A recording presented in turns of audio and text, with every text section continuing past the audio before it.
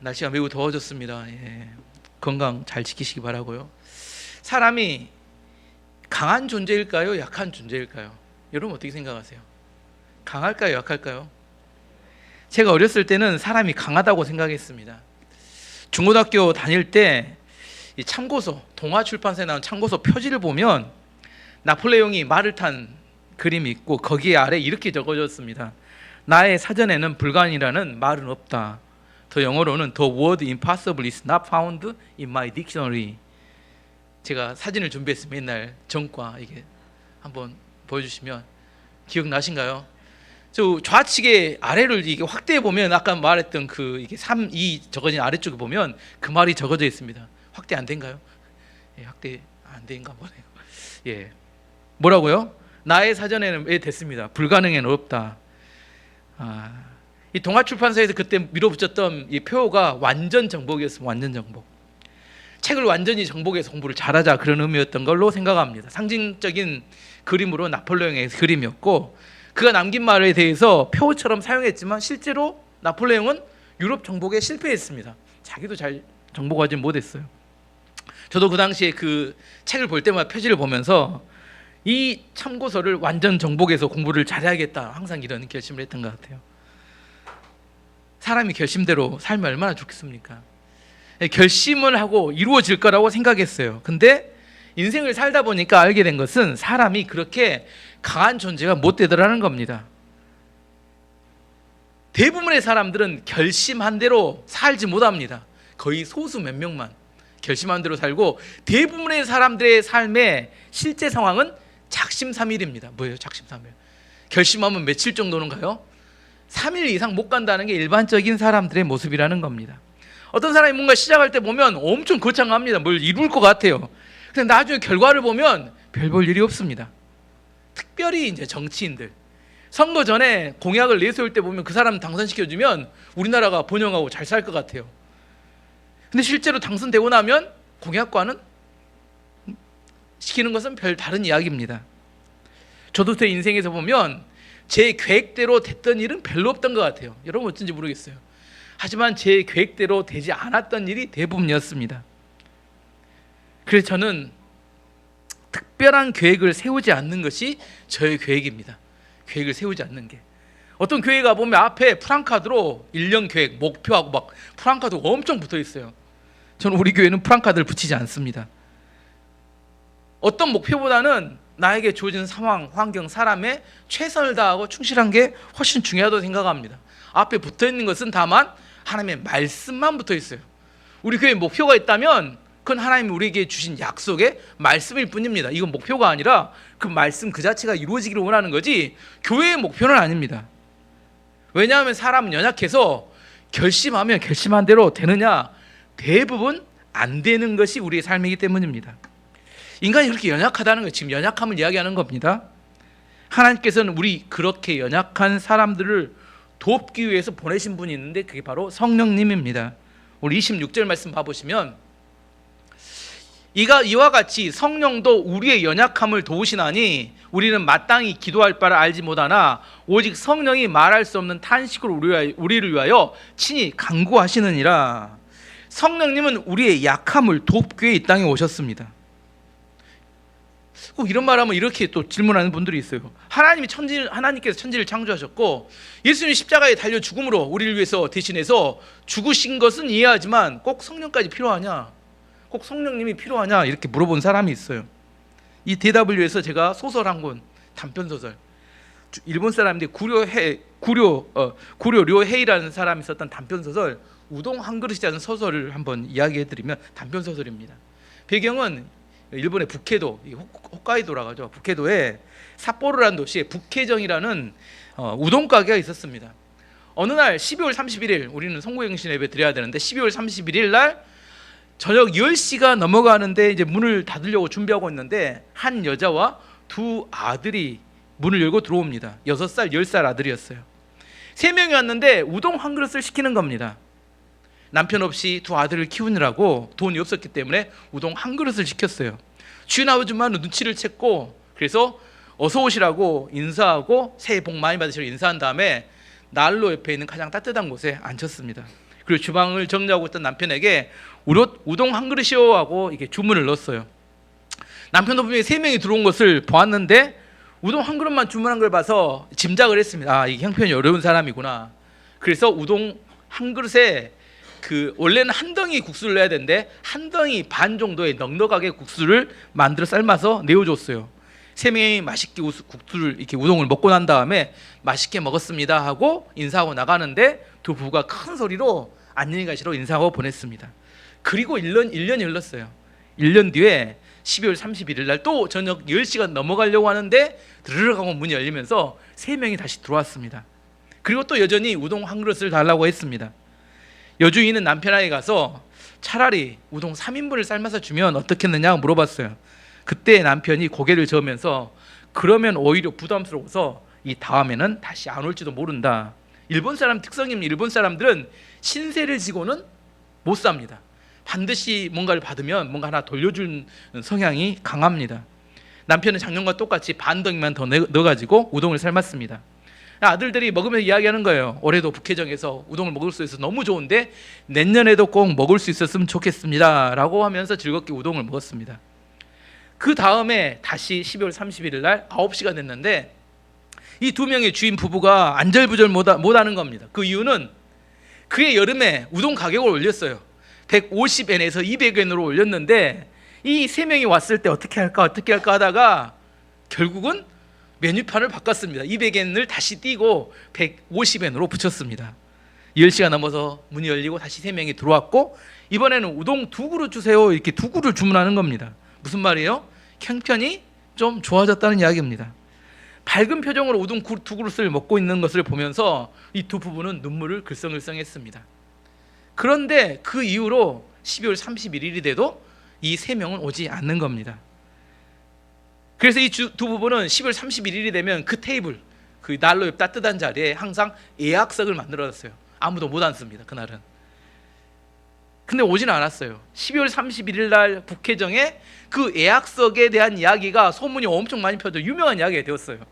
그리고 14년이 흐른 후에 두 아이가 장성에서 어머니를 모시고 다시 북해정을 찾았습니다.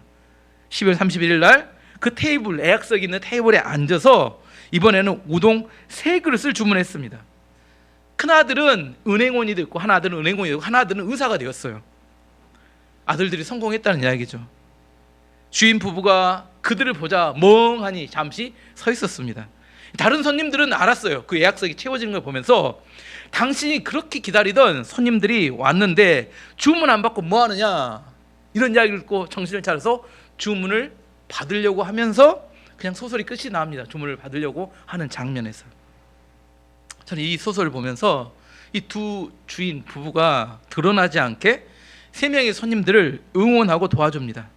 시간이 지날수록 우동은 한 그릇에서 2그릇이 되고 2그릇에 3그릇이 세곳으로 점점 형편이 좋아집니다. 저는 이걸 보면서 마치 성령님께서 우리 안에서 행하시는 모습과 비슷하다 이런 생각을 합니다. 자신을 드러내지 않으면서 뽐내지 않으면서 보이지 않는 곳에서 그들이 느끼지 못하지만 그들만이 삶을 살아갈 수 있도록 돕고 배려하고 섬기는 것. 26절 말씀 다시 한번 읽어보게요. 쉬운 성경을 이번에 다시 한번 26절 말씀 읽어보도록 하겠습니다. 이처럼 성령님께서는 우리의 약함을 도와주십니다. 우리는 무엇을 기도해야 하는지도 모르지만 성령님께서는 말로 다 표현할 수 없는 간절함으로 우리를 위해 중보기도 하십니다. 우리가 신앙생활을 하면서 믿음으로 잘 살면 좋은데 우리는 연약해서 자주 넘어집니다. 또 악한 마귀는 대놓고 우리를 공격하고 미혹해서 넘어뜨립니다. 어렵고 상황이 힘들면 어떻게 해야 돼요? 뭐라도 할 줄 알아야 돼요? 하나님께 나가서 기도라도 해야 되는데 기도도 제대로 못합니다. 야고보서 4장 2절 3절 말씀 보시면 이렇게 기록되어 있습니다.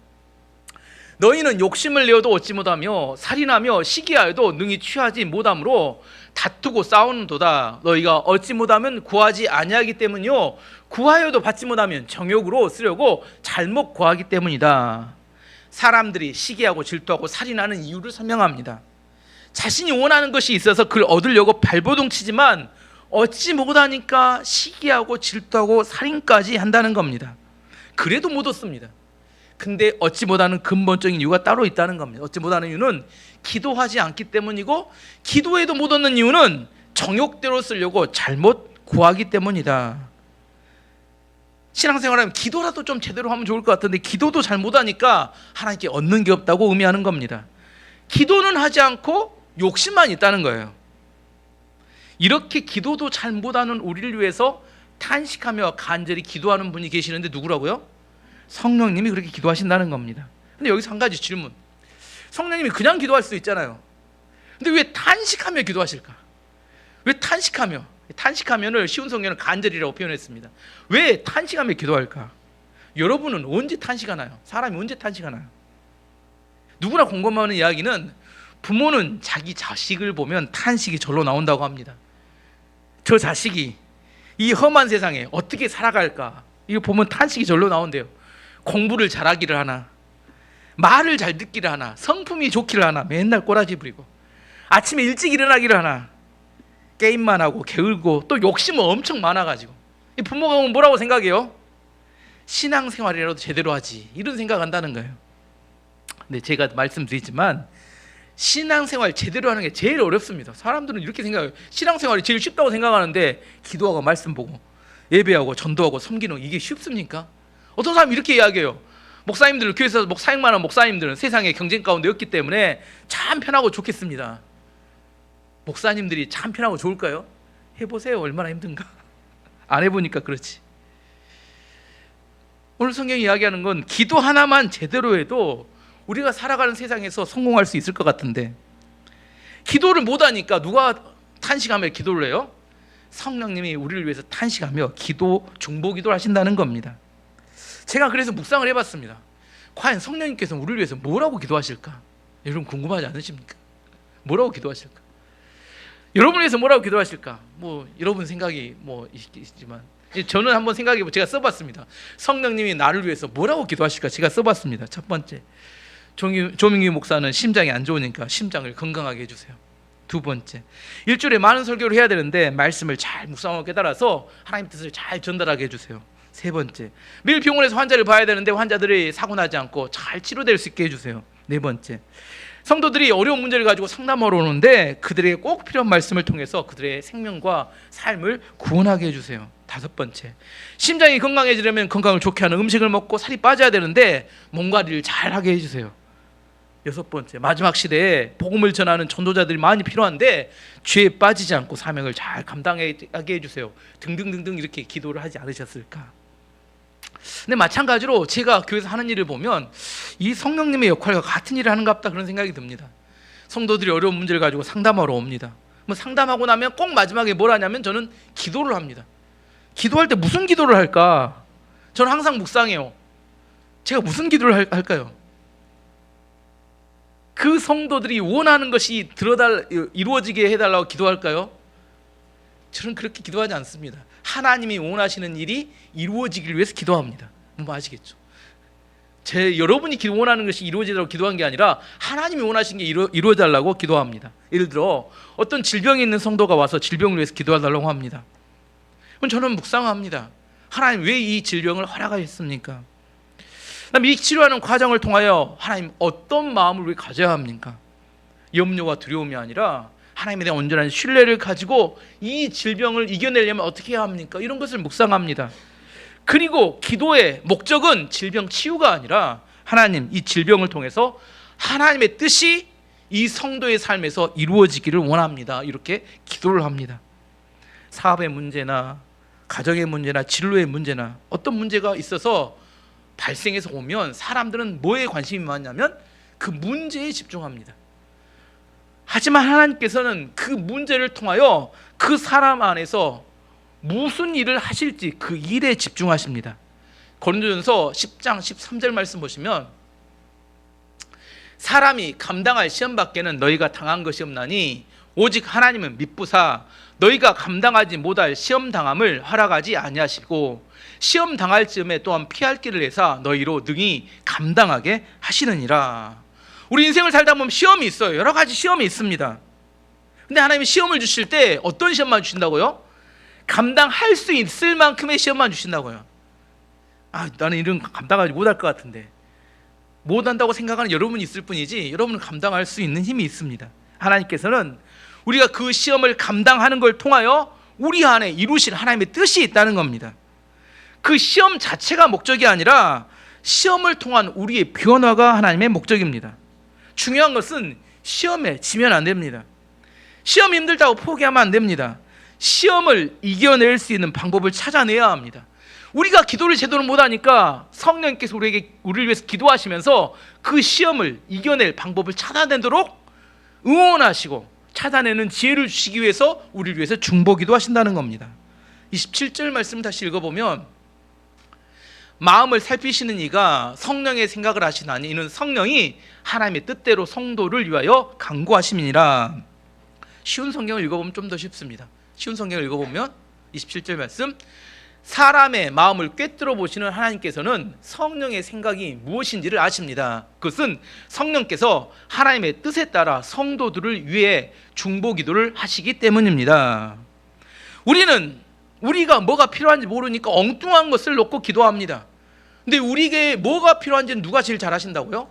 성령님이 잘 아시니까 성령님이 우리를 위해서 중보기도 하신다는 겁니다. 그럼 또 이렇게 또 질문하는 사람이 있어요. 성령님께서 우리 위해서 중보기도 하시니까 우리는 기도할 필요가 없나요? 우리는 중보기도 해주시면 우리는 기도할 필요가 없는가요? 예, 이런 생각하면 잘못된 생각입니다. 성령님께서는 문제 해결을 위해서 기도하시는 게 아니라 뭘 위해서 기도하신다고요?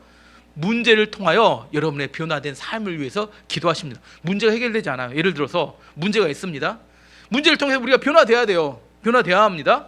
변화 안 되고 기도도 안 하고 버텨요. 그럼 성령님이 중보기도 하시네? 문제가 많아질까요? 적어질까요? 예, 안타깝게도 문제가 많아집니다. 목적이 뭐였다고요? 문제 해결이 아니라 나의 삶의 변화가 목적이기 때문입니다. 우리가 변화되면 문제도 사라집니다. 오래된 예화입니다. 어떤 선교사가 전도하기 위해서 어느 지역에 선교사로 갔는데 전도하기 위해서 세 가지를 준비했습니다. 첫 번째는 타고 갈 나귀를 준비했어요. 두 번째는 잠에 성경을 읽어야 되니까 호롱불을 준비했습니다. 세 번째는 새벽에 자기를 깨워주기 위해서 수탉을 준비했습니다. 뭐 준비했다고요? 나귀를 준비하고 호롱불을 준비하고 수탉을 준비했습니다. 그리고 어느 마을에 갔어요. 어느 마을에 가서 전도하려고 들어갔는데 그 마을 사람들이 선교사님을 쫓아내버렸어요. 잠을 잘 수가 없으니까 사막에 가서 텐트를 쳤습니다. 텐트를 치거나 할 일이 없으니까 호롱불을 켜고 성경을 읽으려고 했는데 갑자기 강한 바람이 불면서 호롱불이 깨져버렸어요. 그래서 성경을 못 읽죠. 그러고 났더니 어떤 사람이 와가지고 누가 와가지고 나귀를 훔쳐가 버렸습니다. 그래서 잠이나 자고 엎어져 잤는데 닭이 울어서 깨야 되는데 해가 중천에 뜨더라고 엎어져 잠만 자고 있었어요. 일어나 봤더니 닭이 도망가 버렸어요. 하고 선교사가 생각하기를 뭐라고 생각해요? 어떻게 전도하러 왔는데 되는 일이 하나도 없네. 마을에선 쫓겨나. 거센 바람으로 호롱불은 깨져. 나귀는 도둑 맞았어. 수탉은 도망가 버렸어.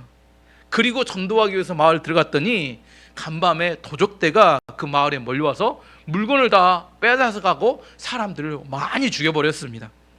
만약 마을에서 쫓겨나지 않았다면 죽었을 겁니다. 만약 호롱불이 깨지지 않았다면 불이 켜진 걸 보고 도적들이 쫓아왔을 거예요. 만약 나귀의 울음소리를 들었다면 그 사람 또 잡혀갔을 겁니다. 새벽에 닭이 꺾여 울었으면 잡혀갔을 겁니다. 한 가지 사건을 보면 뭐예요? 되는 일이 하나도 없는데 결과로 싹 모아놓고 보니까 뭐예요? 하나님이 그 선교사를 보호하기 위한 섭리였다는 것을 알 수 있게 됩니다. 뭘 말하고 싶으냐면 사람은 자기가 뭘 필요로 하는지를 잘 모른다는 거예요. 정말 여러분은 뭐가 여러분에게 필요한지 아세요? 호롱불만 있었어도 나귀만 있었어도 죽었다니까요.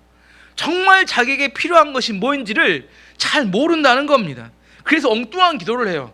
근데 성령님께서는 우리에게 정말 필요한 게 무엇인지 하나님 무슨 일을 하기를 원하시는지 알기 때문에 우리를 위해서 기도해 주시는 겁니다. 로버트 슐러라는 목사님이 기도의 4단계에 대해서 이야기를 했습니다. 기도의 1단계는 가장 어린 신앙인의 기도고 기도의 4단계로 갈수록 정말 성숙한 신앙의 기도라고 말했습니다. 1단계는 간구의 기도, 2단계는 중보의 기도, 3단계는 감사의 기도, 4단계는 상담의 기도입니다. 1단계 간구의 기도는 이런 겁니다. 나의 필요를 기도하는 겁니다. 이런 거예요. 하나님, 지금 돈이 필요합니다. 하나님, 지금 직장이 필요합니다. 하나님, 지금 집이 필요합니다. 하나님, 저에게는 건강이 필요합니다. 하나님, 이번에 제가 주식을 사놨는데 빨리 가격이 올라가기 원합니다. 등등등등 자기의 필요를 따라 구하는 게 1단계 간구의 기도입니다. 2단계 중보의 기도는 주변 사람들 위해서 기도하는 겁니다. 가족의 구원을 위해서 기도하고, 같은 셀에 있는 셀원들을 위해서 기도하고, 직장의 동료들 위해서 기도하고, 주변에 어려운 사람들 위해서 기도하는 겁니다. 기도가 깊어지는 과정 중에 중보 기도의 역할은 기도하는 시간을 길게 늘려주는 역할을 합니다. 성도들에게 하루에 몇 분을 기도하십니까? 20년 전 미국의 통계, 우리나라는 잘 통계라, 미국의 통계는 성도들이 하루 평균 몇 분이나 기도할까요? 10분 나왔으면 10분. 전체 성도들의, 여러분 하루에 몇 분 기도하시는 것 같아요? 1분 기도 못하는 사람 꽤 많습니다. 뭐 기도를 잘할 것 같잖아요. 여러분 시계 놓고 제가 해봤어요. 타이머치 딱 넣어놓고 내가 눈 감고 떠봤더니 1분 엄청 깁니다. 10분은 정말 뭐 1시간 같아요. 느낌에 1시간 같습니다. 기도 잘 못한 사람은 시간이 많이 걸립니다. 그런데 1시간 기도하기 쉬운 방법을 알려드릴게요. 중보 기도하면 1시간이 짧아요. 다른 사람이 기도하면. 기도 시간이 짧다는 것은 이기적인 사람이란 반증입니다. 뭘 하지 않는 거예요? 중보 기도하지 않는 사람은 기도가 짧아진다는 겁니다. 긴 기도를 배우기로 원하시면 중보 기도를 하시면 됩니다. 세 번째 단계는 감사의 기도입니다. 자기에게 발생한 모든 상황과 환경에 대해서 감사를 드리는 기도입니다. 감사는 어떤 사람과 어떤 사건에 대해서 하나님의 시각이 생겨날 때 가질 수 있는 것이 감사입니다. 사람은 그대로 두면 원래 원망, 불평함에 살아가게 되어 있습니다. 가만히 두면. 근데 감사는 믿음이 있는 사람들의 언어를 말합니다. 감사는 어떤 상황에 빠지든지 하나님이 허락하셨다는 것을 믿음으로 받아들이고 그걸 극복하기 위해서 노력하는 사람, 그것을 극복하기로 내가 결단하는 사람들에게 나타나는 감사입니다. 감사는 기적을 만들어내는 열쇠가 됩니다. 데살로니가서 5장 18절 말씀에 이렇게 이야기합니다. 범사에 감사하라. 이것이 그리스도 예수 안에서 너희를 향하신 하나님의 뜻이니라. 분명한 하나님의 뜻이 뭐예요? 범사에 감사하는 겁니다. 중보 기도보다 더 성숙한 기도가 감사의 기도라고 이야기합니다. 오늘 근데 핵심은 네 번째입니다. 가장 마지막 성숙한 사람의 기도는 상담의 기도라고 있는데, 상담의 기도가 뭐냐면 하나님의 이야기를 듣는 시간을 말합니다. 듣는 기도를 말합니다. 간구, 중보, 감사는 내가 하나님께 이야기하는 시간이었다면, 상담은 하나님께서 나에게 말씀하시는 시간을 말합니다. 기도는 사람들이 일반적으로 기도가 뭐냐 물어보면 하나님과 대화하는 겁니다, 이렇게 이야기해요. 근데 어떤 사람 기도를 보면 뭐 따발총 달듯이 막 다다다다다다다 막 본인이 귀할 거 구해요. 그러나요? 기도 끝. 가버려요. 성숙한 기도는 내가 하나님께 뭘 구했으면 그 다음에 응답도 기다릴 줄 알아야 합니다. 10분 내가 하나님께 이야기했어요. 대화라면 몇 분 들어야 정상적인 사람이에요? 10분 기도하고 10초도 안 기다려. 바로 일어나서 짐 싸서 가버립니다. 성숙한 기도는 내가 기도한 만큼 하나님의 응답을 기다려야 합니다. 내 상황에 대한 하나님의 의견을 청취해야 됩니다. 하나님의 뜻을 물어봐야 돼요. 오늘 내가 중요한 계약을 해야 되는데 어떻게 계약할까요? 하나님, 내가 오늘 어떤 사람을 만나는데 무슨 이야기를 해야 될까요? 이번 주일날 제가 설교해야 되는데 이번 주일날 무슨 설교를 해야 될까요? 등등등등. 기도는 나 혼자 미쳐갖고 외치는 소리가 시간이 아닙니다. 하나님과 대화하는 시간입니다. 저는 하나님께 필요를 구한 다음에 힘을 빼고 그냥 하나님 앞에 머물러 있는 시간이 매우 좋습니다. 그 시간이 좋아요. 긴장하지 않고 편안하게. 이제 더 이상 내가 말하지 않아도 되잖아요. 기도 이야기하면 사람들은 맨날 자기가 이야기하던 생각하니까 기도하면 긴장이 돼요. 압박감을 느낍니다. 누가 그걸 다 기도라고 이야기하지 않았는데 어떻게 여러분은 그걸 아셨는지 모르지만 혼자 막 이야기하겠다. 혼자 막 날려. 말 안 하고 있으면 막 두려워서 벌벌 뜹니다.